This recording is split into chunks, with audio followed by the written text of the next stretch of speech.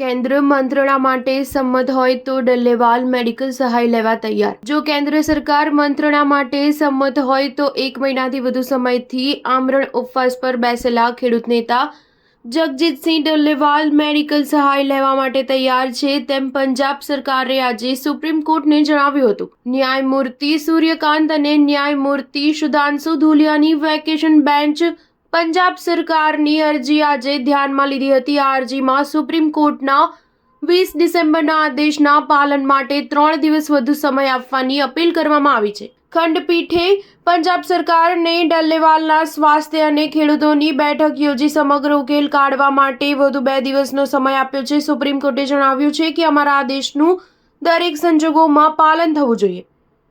આગામી સુનાવણી 2 જાન્યુઆરી 2025ના રોજ થશે। પંજાબના એડવોકેટ જનરલ ગુરમિંદરસિંહે જણાવ્યું છે કે મંત્રણાકારો અનુસાર ખેડૂતો દ્વારા કેન્દ્ર સરકારને એક પ્રસ્તાવ આપવામાં આવ્યો છે। જો તેમને મંત્રણા માટે આમંત્રણ મળે છે તો તે પોતાની ઈચ્છા અનુસાર મેડિકલ સહાય લેવા તૈયાર છે।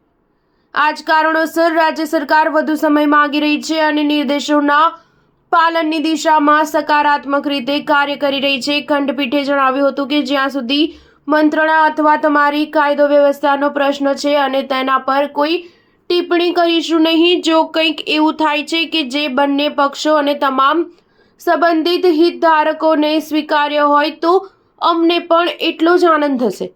હાલમાં અમે ફક્ત પોતાના આદેશના પાલન અંગે ચિંતિત છીએ। જો તમને વધુ સમયની જરૂર છે તો અમે વિશેષ પરિસ્થિતિમાં વધુ સમય આપવા તૈયાર છીએ।